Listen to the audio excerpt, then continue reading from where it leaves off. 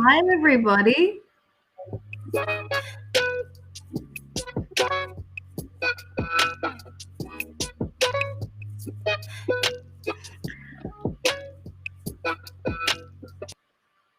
Hey, everybody. Thanks for tuning in. My name's Rachel. I'm going to be hosting this event, which is called What is Home Really?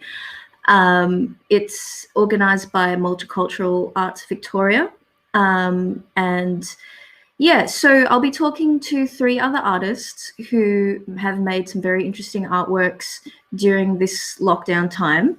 And they're all, I guess, loosely around the theme of home.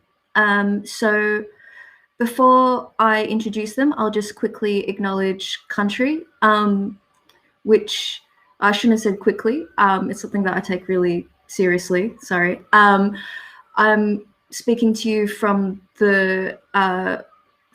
Nam. So the traditional owners are the Bunurong people of the Kulin Nations. And I pay respects to elders, past and present. And especially, I would like to acknowledge any Indigenous people who are tuning in right now. And now I'd like to introduce the other artists. So we have Mimo Muki, Marla Celeste, and Ruhi Lee. Christian, could we have the 4 of them on the screen?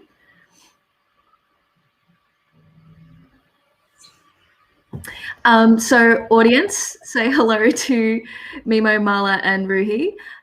So Mimo is a visual artist working mainly in film and television. Is that roughly right? I know that you were also one of the emerging cultural leaders at the Footscray Community Arts Centre last year, right? Yeah, a couple of years ago, 2018. Oh, I can't. Wow, 2018. Yeah, and I also know that you curate a film series. Is that correct? Yeah, before lockdown, I was hosting screenings of African cinema as ICU, and doing that in the city in Nam. That's so cool. And so what country are you working from right now? So right now, I'm in Bunurong country, and I'd like to also acknowledge that I live and work here and pay my respects to elders past, present, and emerging. And the piece as well that I made, I also was working on Ngunnawal country, also known as Canberra. And Ruhi is a writer who has written an essay, which they'll read for us in this session. And Ruhi has a book coming out next year called Good Indian Daughter, which I'm very excited to read. And they've also written for SBS, SBS Voices, Wild Magazine, ABC Life, and The Big Issue. And so, Ruhi, where are you speaking to us from today? Oh, I didn't actually hear you. Can you hear me now? Yes, I can. Sorry about that. That was a technical thing. No worries. Hi, yeah, I'm also on Bunurong land. Mm-hmm. And that's also where I wrote my piece, and I'm very grateful to the traditional custodians of this land and pay my respects as well. And Marla, you're a visual artist, and you've created a really beautiful letter, or I would say short film, that we're going to watch together today. Yeah, do you have any projects that you're working on at the moment that you'd like to tell us about? Honestly, no, I'm on a little bit of a hiatus. I think that a lot of things that have happened in the world sort of led me to question the role of arts in general and question my own participation in this. So I'm just trying to rest at the moment more than anything. Yeah, I really feel that. And I think that's something that maybe we would like to talk about. Like, well, first, sorry, I should ask you, where are you speaking to us from? Yeah, I'm currently living and working on Wurundjeri land. I would like to also pay respect to elders past, present, and emerging. And my piece was filmed primarily on Bunurong land. Yeah, so I think that what Marla brought up was really interesting, that we're obviously living through unprecedented times, and it's really difficult to know how to relate to the times that we live in and how to continue making creative work. So I'd like to ask each of you, what was it like to make your work for Shelter? Was it something that you were thinking about already that came naturally, or was it something that required a lot more kind of soul searching?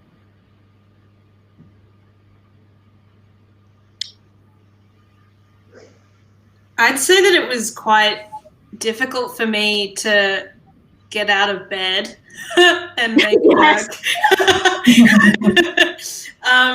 Yeah, it was really hard, but in the end, the process of making it was reminding me how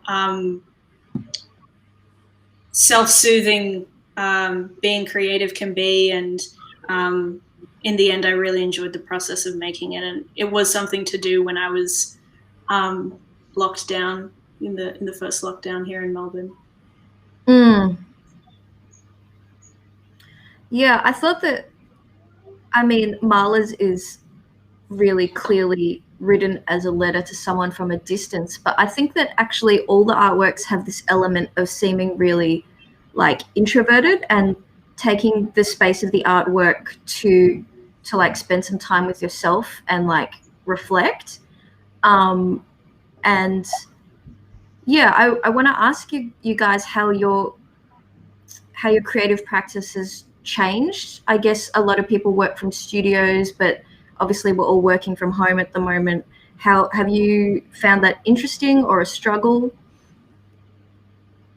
For me, my creative practice didn't change that much because I live a hardcore hermit life. I mainly write from home, and probably the only thing that changed was that I could no longer go to the library or to cafes to write. And I'm actually really grateful, and because my husband was able to keep his job and work from home as well, so that provided me with more time to write. But it was also uncomfortable in the sense that I became like, I was already quite aware of my privilege, but even more so knowing that I was comfortable already, and now I'm just still comfortable as I'm doing my art, and people all over the world are just suffering. And in my piece, I talk about India being my home country, and just watching all these migrant workers being told on the day that lockdown's happening, you got to go home. And it was full on from that perspective. And that's what I've written about. So, yeah. Yeah, it's interesting that you bring that up, because I think that actually it's something that relates to all of our works, because we all come from migrant backgrounds. That sounds like a crude kind of thing to say, but it's, I guess, true. And so we all have like this idea of home that is like is diverse and is kind of fractured, and you're always, it's really interesting that you seem to be uncomfortable in your home being comfortable or something. Yeah, and I think that's interesting that you're always thinking about how others in the world might be affected, right? It's like a constant survivor's guilt. Exactly, right? Yeah, and I definitely, especially the way you write about your father as well, I really, I had this feeling of like, I almost feel like I don't deserve to feel at home or something. Yeah, sort of, yeah. So I'm going to ask one more kind of general question, which is, what is everybody's star sign? And then we will introduce the first artwork that we're going to watch. So I'm an Aries. I'm a Scorpio. I'm a Capricorn. I'm a Taurus. Oh, this is interesting. I feel like this gives me an insight. So the first artwork we're going to watch is Miguru by Marla Celeste. I'm not sure if I've pronounced that right, Marla? Well, Guru isn't really, it's like sort of a made-up word, so just go with go with what's in your heart. Miguru. Uh-huh. And so with choosing the title then, what were you hoping to convey? Well, Gudu is actually a person who is very special to me, and that is actually who this sort of visual letter essay, I don't know how you want to, how best to describe it. That's who it's addressed to. So, Interesting. like a pet name for someone. Oh, I love that. And so, is there anything that you would like us to tell the audience before we watch the piece?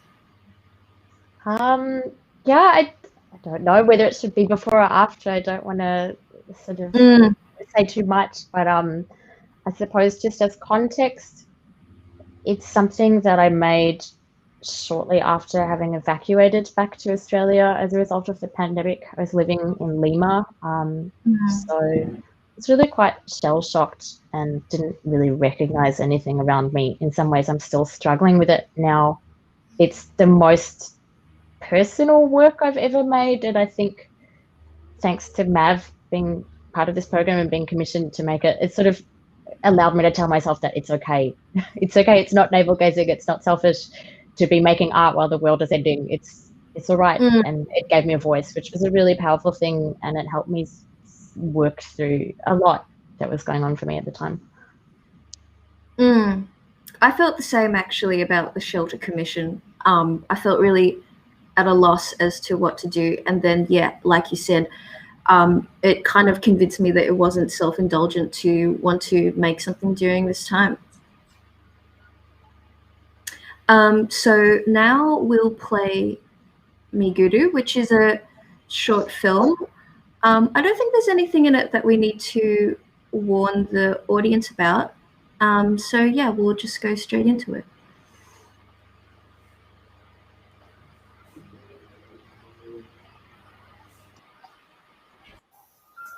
Gracias por todos tus correos. Los leí sentada a esta pequeña mesa afuera, con mi tecito de noche, tu mañana, o con mi café en la mañana, tu anoche, con un puchito, o dos seguramente. Mi mejor amiga me compró una prensa francesa, exactamente como la de nuestra casa. Cuando la uso, mi memoria muscular me dirige a poner más cucharas del café para ti. Se ve demasiado grande cuando la uso solo para mí. Se sabe distinto.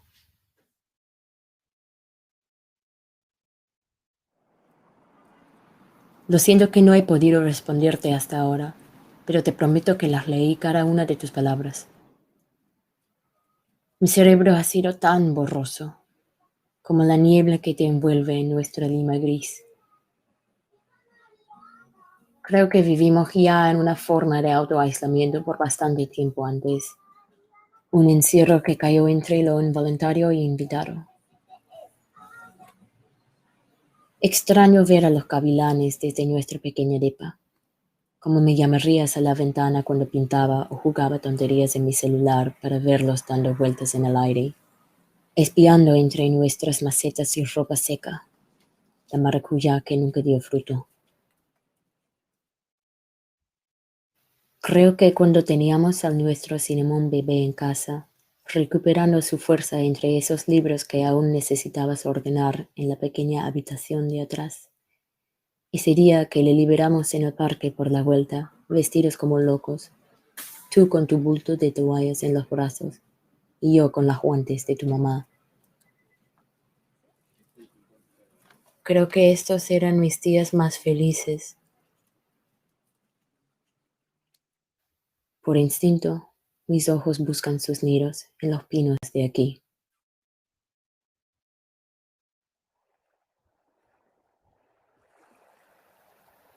La playa está cerca.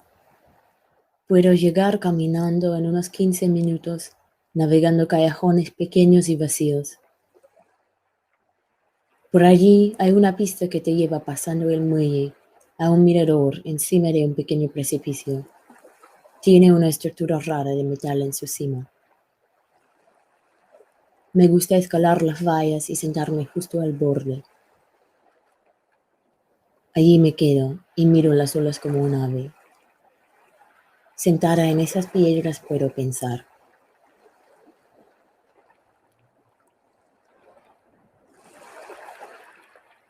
Realmente mucho ha cambiado aquí en los últimos 5 años. Casi todo, o al menos me parece ahora. Vivo con un ojo mirando hacia atrás sobre mi hombro, inclusive caminando a esta playa. Para llegar, hay que cruzar muy cerca de una calle donde vivía por una temporada cuando tenía 3 años. Aún recuerdo unas cosas vagas. Mis pequeños bolis de neón, el olor del mar, trotando a la playa de la mano con mi madre en los días del verano. Los veranos eran riquísimos en esa época. Aún no había el calor inexorable que existe ahora. Ahora no me atrevo a pasar por esa calle. No sé qué me da más miedo. ¿Reconocer cuál de esas casas era mía? ¿O haber perdido la sensación que una vez me dio?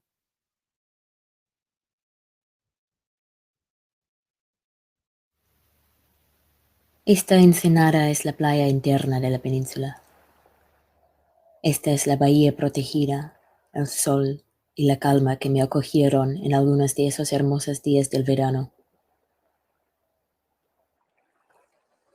La casa donde crecía está por el mar abierto, no muy lejos de aquí. Un estrecho del sur más salvaje que da paso a Tasmania y un viento feroz, desatado desde el fin de la tierra. Tengo algunas fotos del día que cumplí 6 años, y luego ni un rastro más de esa casa, ese lugar. Fue la única vez que alguien de afuera fue permitido adentro, y después de eso, no hay nada más que pruebe que estuve allí. Ningún testigo que confirme que alguna vez existió.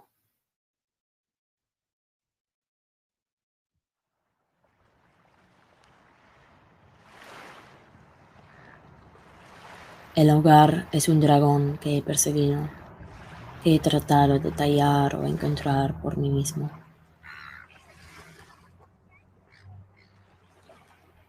Es un lugar al que no puedo volver, aunque repito la mantra amazónica. Atashai, Atashai, Atashai. Toco mis talones juntos, pero no pasa nada.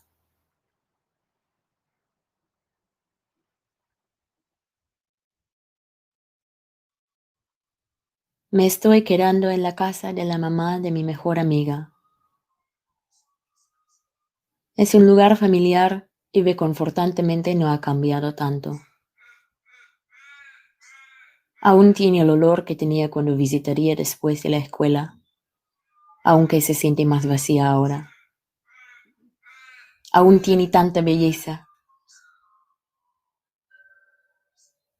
Me encanta cómo la luz inunda la casa de la tarde, y los gatos me hacen buena compañía. El jardín es precioso. Hay cositas para hacer aquí y allá, hierbas para sacar. La yarda pide cariño. Trabajos que ocupan mis manos y mi mente igual. Los logros más grandes que he tenido recién.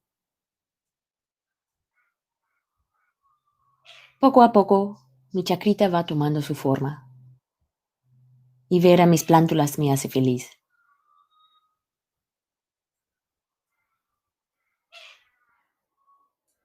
Duermo en el cuarto de mi mejor amiga. Sus afiches aún están en las paredes. Para mí es un lugar de pijamadas chistosas y el intercambio nocturno de secretos susurrados al que solía escapar. Pero casi no abro mi mochila. No lo tengo adentro para cambiar las cosas aquí. Esas lindas cosas que no son mías.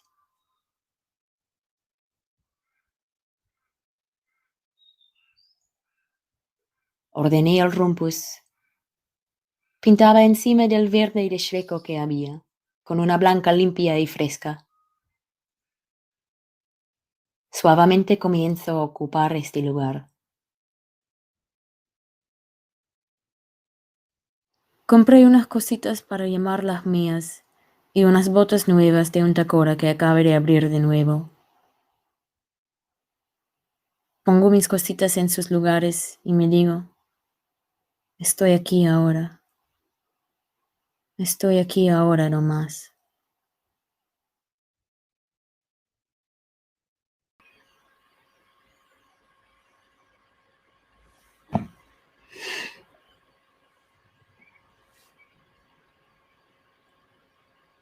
That was so wonderful to watch.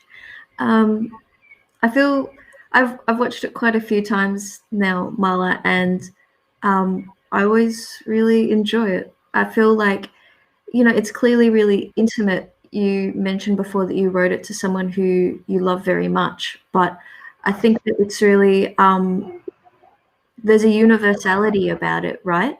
Because you go into such particular details. Actually, at the part where you bring baby Cinnamon into the park, there's a tree outside my window just here, and a bird like kind of landed in it and then immediately flew away. And I was like, wow, that's full. It's so magic.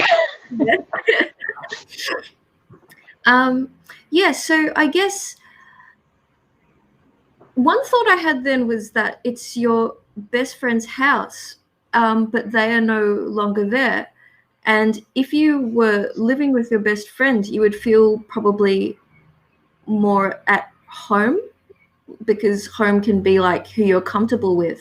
So are you living by yourself?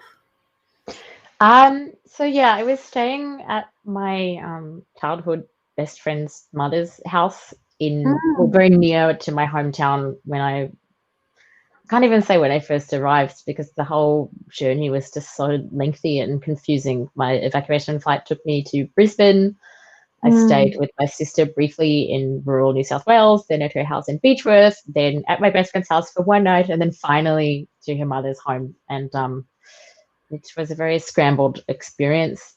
It was strange, I guess, having all of these these tinges of nostalgia and wanting to hold on to things that were not quite there anymore. There were a lot of sort of physical things around that house that I vividly remembered from being 11 or 12 years old. But of course, just, you know, the very light coming through the window and the situation, everything was just not quite what it was. Yeah, right.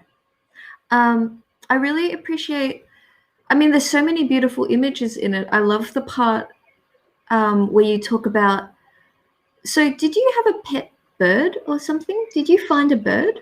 Yeah, so Guduru is my partner, and as a Peruvian citizen, he was not able to get on the evacuation flight with me, so he is still in Lima. One night we were just walking a friend's dogs for her while she was at work and came across this little juvenile Peruvian Harris hawk. One of the local names for them in Spanish translates as cinnamonized hawk, which is actually quite a cute name. So that's where the name Cinnamon came from. The poor thing had eaten some kind of rodent that had been poisoned. So he was in a really, really sorry state, but we nursed him back to health, got an antidote from a vet university, and yeah, about a week later released it. And it was just the most joyous experience. It was so beautiful. And it's something I keep trying desperately to hold on to, I think, ever since. Yeah, I think that you really get that from the piece, that it was like the bird is almost like someone that you used to know that you managed to have a chance encounter with again in the form of the bird or something. Yeah, I would say so. I mean, there's definitely sort of a lot of coded language in there to Guduru himself, but in a lot of ways it has represented a lot to me. There's been many different layers of Cinnamon ever since, and I think most of my friends and family are probably sick of hearing about it, because every single ugly photo for a long time. But yeah, it was really quite an impactful thing for me. By the way, I feel like we skimmed over it, but I'm really sorry that your partner had to stay in Peru and you were here. That must be very difficult for you. I can't even communicate how difficult it is without wanting to tell my life story too much. I had my first solo art exhibition in about, I think 4 years, and the night that it opened was the night that the national emergency was declared in Peru, and pretty much as a result, I would say undoubtedly, of helping me work on my show, he actually contracted COVID-19 and he was still sick as I left. It was, I can't describe, I'm still coming to terms with it in my own ways, the decision I made. It was brutal, and I have no idea when we're going to see each other again. It's been a lot. It's been a big year, but thankfully I can say that he did pull through. He's doing a lot better, but I'm sorry, it's a heavy time. Yeah, it's interesting having that context. And I'm sorry if that was too personal, Marla. I'm the one who volunteered it, so don't say. Having that context to the piece is really interesting, right? Because I had this feeling that it was this really intimate voice who was speaking to someone who was very much loved, but from this great distance, right? And that totally comes through. And there's a part where, you know, you describe yourself as like being like a bird and also chasing home like a dragon, and this like an animal that can fly. Like, wouldn't it be great if you could fly? Oh, I wish I could. Yeah, I'm like trying to channel some messages through the local hawks in Lima to him. Yeah, it's quite ironic. The show that we had worked on was called Pacific Ocean. It was Océano Específico in Spanish. And it was sort of tying together different narratives from both sides of the Pacific Ocean, which we now find ourselves separated by. So, yeah, it's a big ocean to have between you. Yeah, it's interesting. One of my main questions was like, it seemed like an interesting artistic choice to have the narration in Spanish, but of course now I know the context. I'm like, oh, this makes total sense.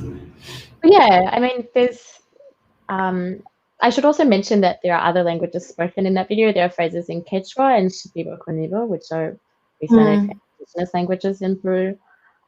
It was a personal choice because it's a language we share, but it was also this place that I went to inside myself when I first came home, and I had thoughts that I had no idea how to communicate to. I was thinking in Spanish. I mean, it might sound strange, but in the house that I was staying at, my friend and her mother would always get together via messenger groups with some of their friends and watch MasterChef. They were really, really into it, but the abundance of the food and just the language and the approach to the meals, I really just struggled with the reverse culture shock, I guess, coming back to that after the reality of, you know, lockdown over there and everything I just been through. In my head, I was just thinking things in Spanish. It was like this little place that I escaped to. So in the end, it was the only lens I could sort of see through to make sense of anything enough to put it into a piece.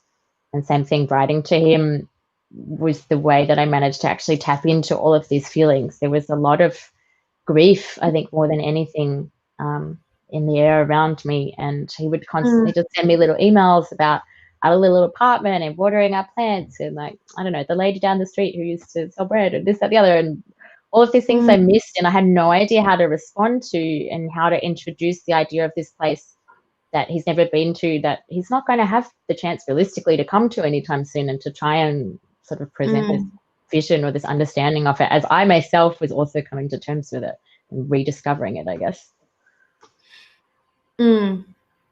It's really beautiful that you mentioned the emails with all the small details about selling the bread and the apartment, because I feel like that kind of granular scale really characterizes the video as well, right?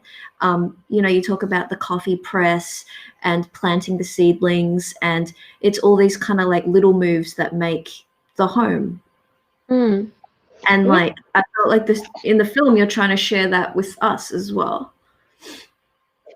Thank you. Yeah, I think it was quite challenging for me, especially, I left that little town spitting poison from my tongue about how I'd never return, and I was off to greater things in the city and abroad and whatever, trying to desperately leave my roots behind me. That was quite confronting coming back to it all, but really challenging to present the day-to-day in a way that was that would be interesting or engaging. So yeah, sometimes I just had to sort of put on a little macro lens and focus on little things that made me happy, or little things that brought routine into my day, which were not many. It took me a while to create them.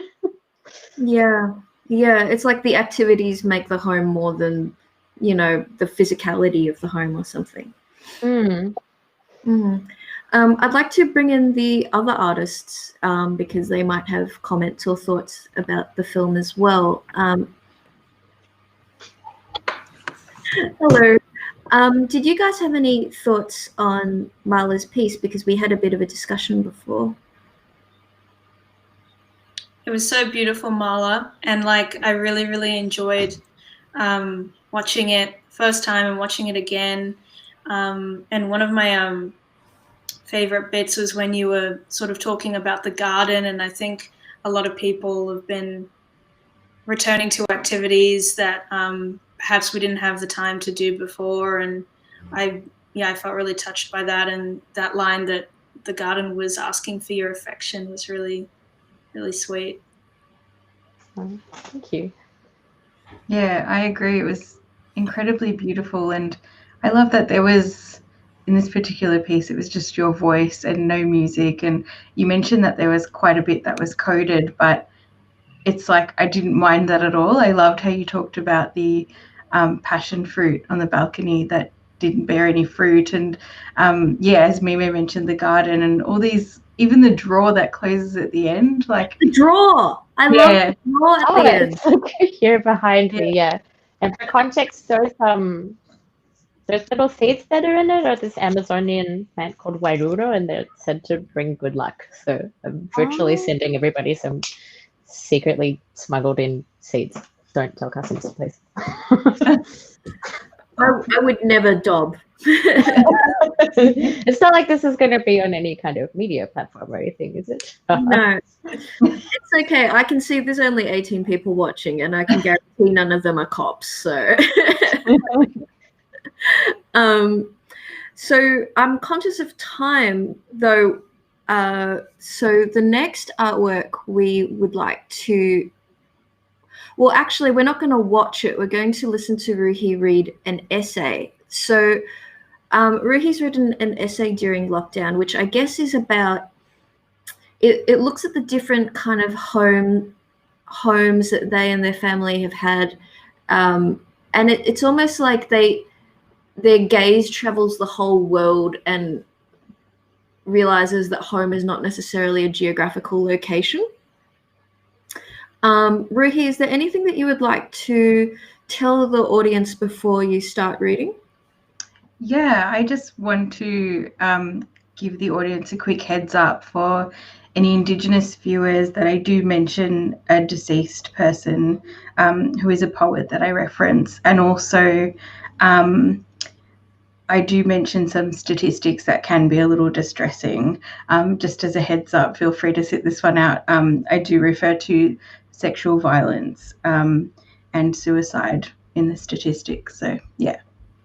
Yeah, so if anyone wants to sit it out and then come back, I think, go and make a drink or something for 7 minutes, which I think is roughly how long the essay is, and then rejoin us. Cool. Would you like me to begin now? Hang on a sec. Christian will bring up the right image.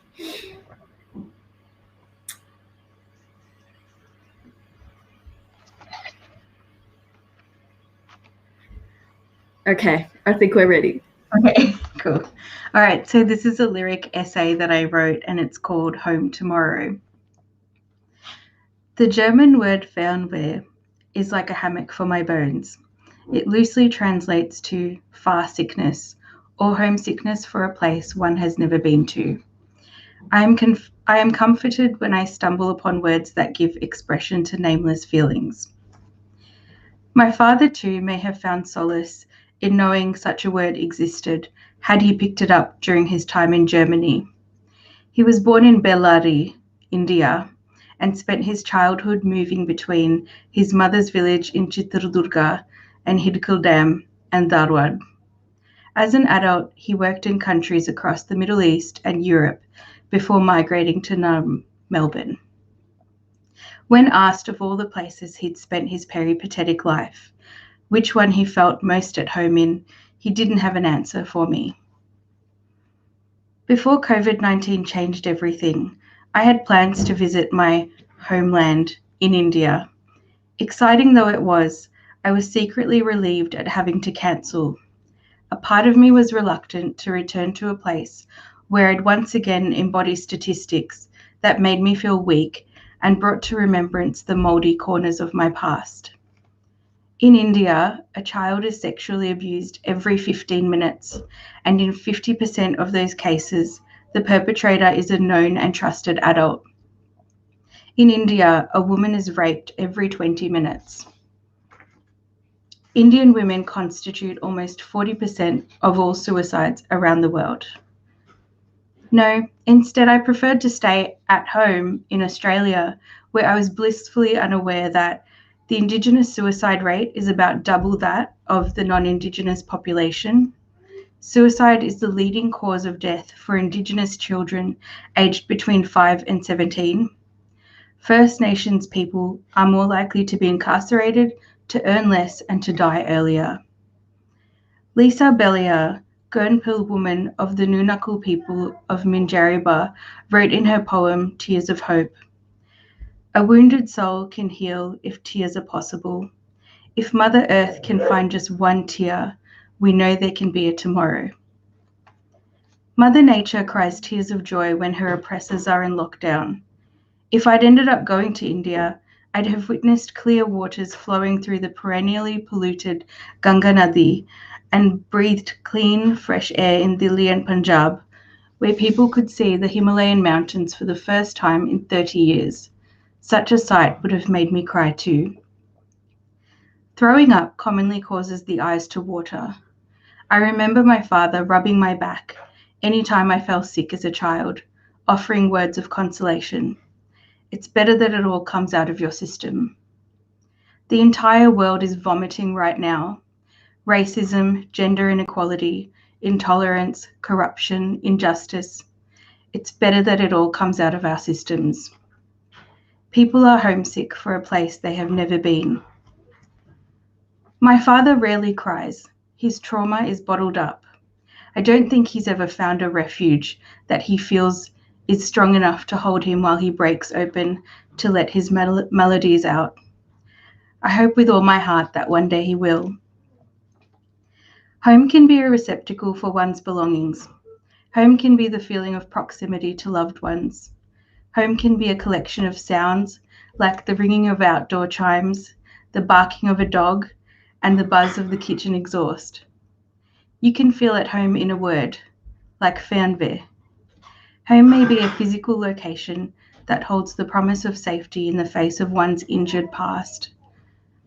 I have come to understand home mostly as a place of healing.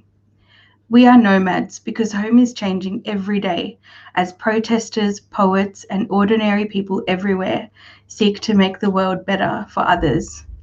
My home is not fixed. It orbits the sun and floats along an invisible river of tears, which I've heard are the waters of healing. Oh, Ruhi. It would be good if we could have all four artists together, I think, if possible. Thank you so much for reading that. I appreciated reading it to myself, but it was far superior to have you read it to me. Thank you. I think the part that really stays with me is near the end where you say that home can be a physical place where your belongings are, but home can be more meaningfully a place of healing from trauma. And I guess I was left with the question, like, have you found a safe place where you feel like you can be at home? Yeah, for sure. And I suppose, with the world changing so quickly, it was the only place that I could feel at home. And part of it has been home has been something that I've curated. So, I've got my house that I chose, and I've decorated it with things that make me feel at home and comfortable. And more importantly, in my house, I have my husband and my daughter and our dog. But it's in this place that I felt safe, that I have my friends come visit, my family. And yeah, it's been during this time since I moved into my own home that, I've gone to see a counselor and deal with my past traumas. And that's probably what's made this place made where I'm at most a home for me, if that makes sense. Yeah, definitely. And there's a part in the piece where you say people are homesick for a place they've never been. Maybe I'm not quoting it exactly, but something along those lines. Where do you think the place is that we're all homesick for? Because sometimes I feel like that as well, but I'm like, what am I looking for if it's not here? Do you know what I mean? Yeah. I mean, I've been thinking a lot about the US elections, and it's interesting that, obviously, what else is anybody thinking of? I just found it really interesting that no matter what your politics are, it seems like everybody is homesick for a place they've never been. Like, everybody's trying to fight for something that they really believe in, whether or not someone else agrees with it or not. And yeah, I mean, even recently, because I think it can be a physical thing and also a spiritual thing. I suppose in Victoria, it's just horrible how the government's taken to sacred trees on Djab Wurrung country and, destroyed part of this physical home for the Djab Wurrung people, but also in a spiritual sense as well. And so, it's interesting because in that sense, I think there's a homesickness for the way things were before colonization, and then also a homesickness for there to be proper recognition and actual genuine respect for the Indigenous people. Does that answer you? I think so, yeah. And it's interesting that you mentioned that you feel at home now that you chose your home and you live with your partner and your daughter. And, in Marla's piece as well, it seems that home, in some sense, lives in the person that she's addressing, right? And it's kind of like more emotional or to do with specific relationships or something. So the next, I should ask, do Marla and Mimo have any questions for Ruhi? Not a question, but I just really wanted to say thank you for reading it. Same, I read it to myself in the dark through this tiny little portal, but it was really beautiful to hear it in your own words, especially as a half Indian woman who feels so distanced from her own culture. It meant a lot to me, but I think people from any background will really be able to identify with it. And you seamlessly really worked in some very real and confronting statistics with your own personal experience in a beautiful way. Thank you. Thank you. Yeah, it was so beautiful to hear you read it. I'm so glad that I got to be here to hear it. And yeah, it's just a stunning piece. And I really loved the way that you get a real, it's sort of like playing with scale in a way, like really, really large macro things and really very personal things. When I first read it, I wrote a note that when you were speaking about like the world kind of vomiting, it felt like I felt like I was doing that this year, just like purging all of this like stuff in my life. So Yeah. Really connected to it. Thank you, Mimo. I'm glad. So the next artwork that we're going to look at is a comic that I wrote. So I'm not sure how well this will go, but we're going to have me reading it while we have the images shown. So yeah, I hope you guys enjoy it. It's called Yellow in the Blue. What is home? The concept of home is imbued with ideas of safety, comfort, family, origin, and intimacy. Home exists as a centralized concept, the opposite of everything that is not home. In animated series Tuca and Birdie, long-suffering boyfriend Speckle suggests that the beauty of a home lies in its projection of interior comfort and warmth to the outside world. You know, when you're coming home late at night and everything looks so warm and yellow and everything outside is so blue? I love thinking about how, from now on, this little piece of yellow is for us, our warm home together. Does this binary still exist when you cannot leave your home, when everything that is not home and home melt together? If our home has become unstable or unsafe, our very mind and sense of self is fractured. With everyone kept to the home and working from home, distinctions between public and private have completely collapsed. I am the space where I am, Noel Arnaud. Home makes a distinction between our public and private selves. Home holds our most intimate relationships. Home is where our inner self is its most reflective, imaginative, and unguarded. It's where we dream. In The Poetics of Space, Gaston Bachelard calls this the most important quality of a home. The house shelters daydreaming. The house protects the dreamer. At home, free from prying eyes or social mores, I relax into my own inner world. But under this year's waking nightmares of hellfire, pestilence, and police brutality, my dreams become more panicked and paranoid, more violent and terrifying.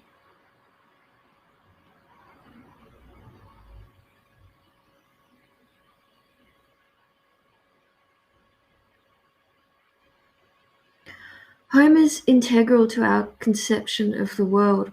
Home is a map of the world. We all make space, even a fetus makes space for itself. But for most of us, home is the only space we can really control. I think that we've looped back to the start here.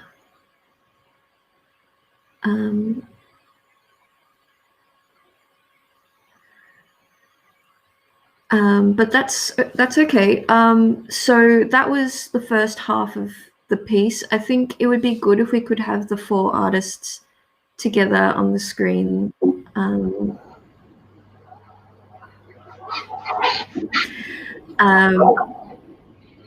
Sorry, maybe I didn't include all the images there, but it does go for a bit longer, and if people want to read it, it's on the MAV website. But yeah, that was my comic. I hope you like it. Yeah, so now I'd like to, well, actually, firstly, I should ask, does anyone have like any comments or thoughts? Yeah, I thought it was incredible. One of my favorite things about reading in general is when a writer is able to articulate something that you haven't been able to.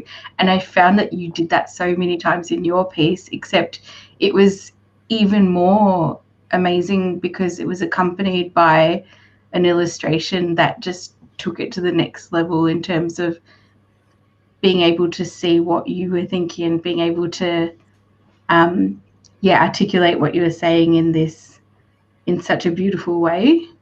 So thank you so much for sharing that. Oh, thank you, Ruhi. Well, I'm conscious that we're actually quite close to 7 and the time has gone quite quickly. So I'd like to introduce the last artwork that we'll look at, which is a video piece by Mimo Muki. So it's really, I found it like so charming and joyful. And one thing I really have to say stood out to me is that the voice of people of color or of the migrant experience is always expected to be one that is sad, that has gone through trauma, and like should be so grateful to be here and should like grovel, right? But Mimo's piece, which you guys will soon see, is so full of joy like and music, and is so beautiful that I can't wait to show you guys. Mimo, is there anything that you want to tell our audience before we play it? No, I don't think so. I'm happy for people to just jump straight into it. Cool. All right, Christian, let's do it.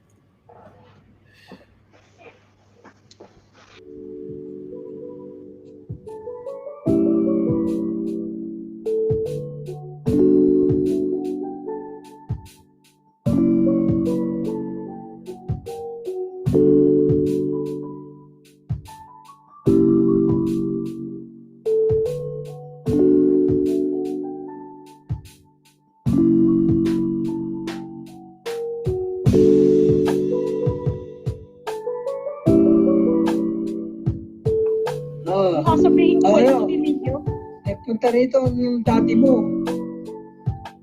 Inom ng kape. Masarap ka ang cappuccino.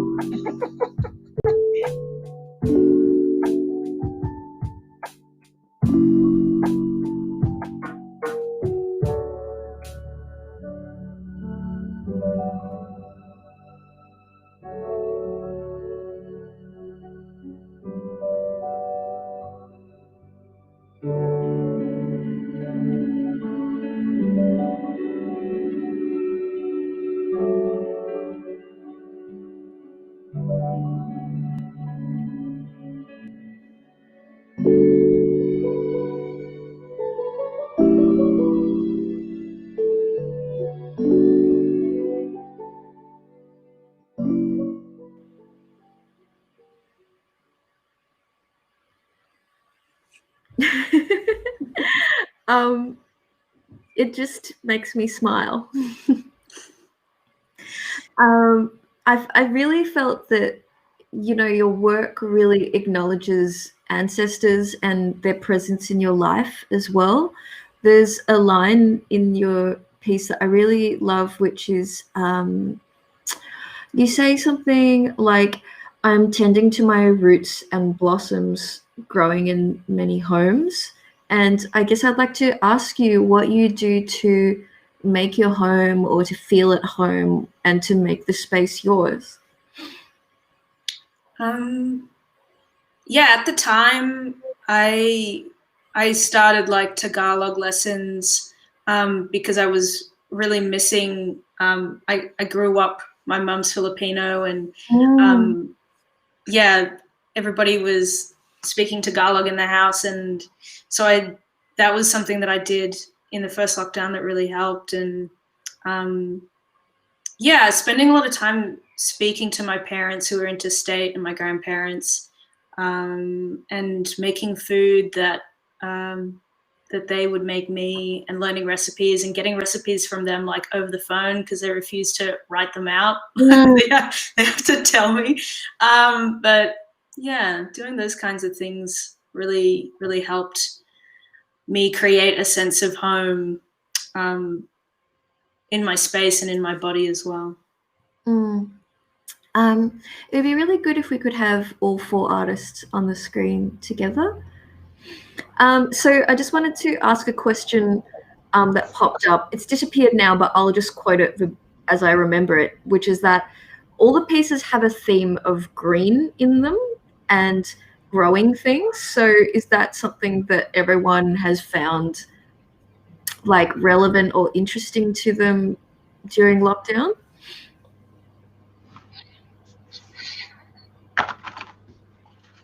For me, like in the first lockdown, because the only thing that I was really doing was going on walks, I think I was really paying much more attention to nature and my plants. Like I'd notice like the tiniest amount of growth because I was with them constantly. So yeah. Yeah, I only recently started being interested in gardening, and I check on my seedlings like 3 times a day. And it's so interesting how you say like you would notice the tiniest bit of growth, because I feel like the only thing I can do now that has any agency is just like witness things. Like maybe I can't change them, but I'm just like, God damn, I'm gonna watch the hell out of this plant grow, and I'll honor this plant because no one else is going to.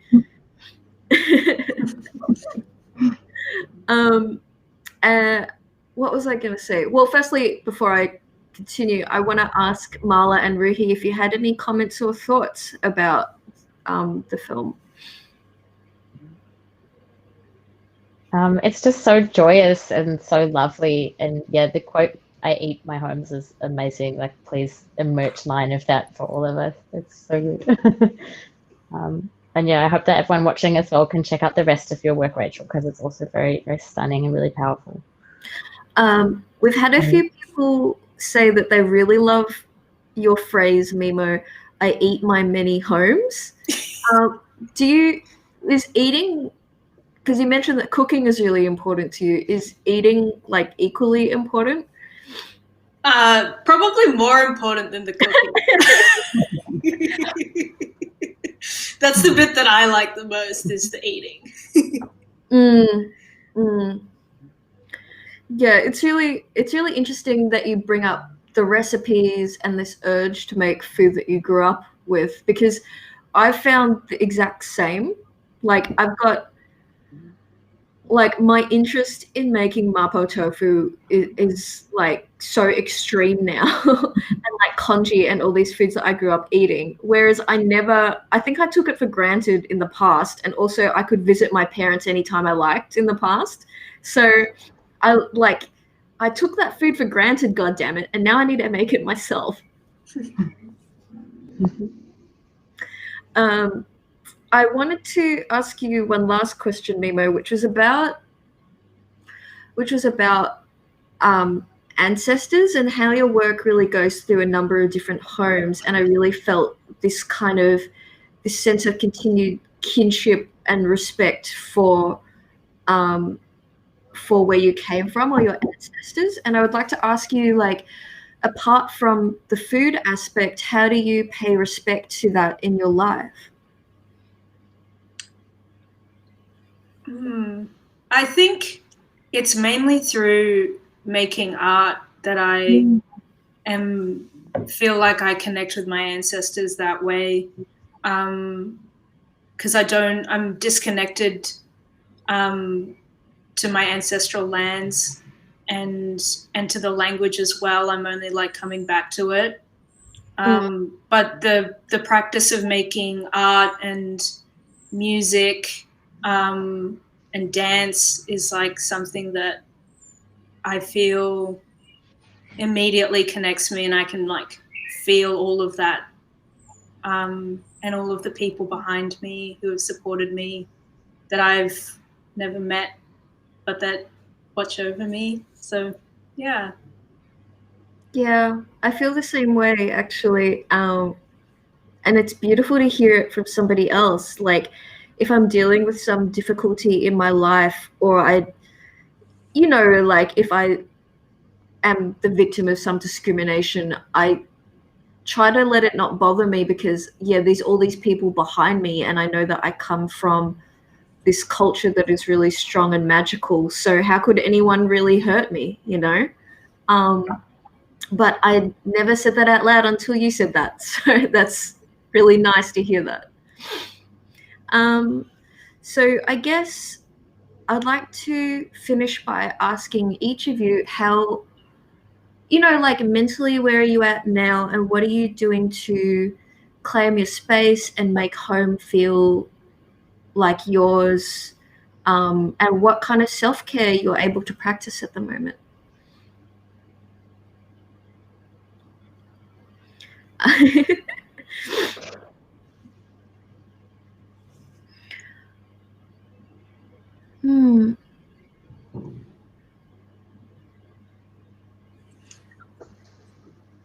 I'm happy to go first. Sorry, will you? Yeah, go first. I'm in a much better headspace than I was earlier this year. I wasn't self-caring at all, and as I mentioned, with that survivor's guilt, and I know it's irrational because by feeling guilty, you're not going to help anybody that's in a difficult situation. So I really struggled at the start of lockdown, but slowly started to get better. Making just writing is a huge part of that, and reading other people's work and seeing the work of other artists as well, going through similar things and seeing Mimo and Mala's work, and your work, Rachel, as well, has just been really encouraging, and you feel less alone in what you're going through. And I can't speak for all artists, but a lot of artists I know and a lot of writers I know tend to be labeled as, and maybe we are really sensitive people, but you know, but like for me, I'm a very sensitive person, and in my family, like it's not a good thing. Like it's not it's not seen as a positive trait. But being amongst other artists who are sensitive, you know, as sensitive as I am, is just really, it makes you feel less alone, and encourages you to keep going with making art. Because I think I really started questioning the validity of what I was doing, and I think a lot of people went through that. Like, why am I, you know, is it worth making art when there's so much going on in the world? And it was really encouraging to be in a group of 45 other artists who, you know, have at some point come to the conclusion that, it is worth it. Like, I'm still going to make art. And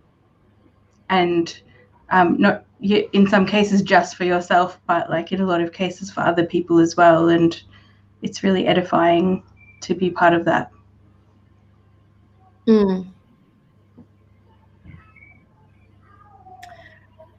Yeah, I feel the same way. It's when you're an artist, you don't really have like colleagues or a team. But I get a lot out of just seeing other people's work and knowing that they're doing good things in their homes, and I should also try to do good things. Well, I guess we should wrap up. I want to ask you guys, are there any, like, as a reflection or evaluation on the whole shelter experience, how have you found it? Did you enjoy having the opportunity to make something, or was it like an added pressure on you during lockdown?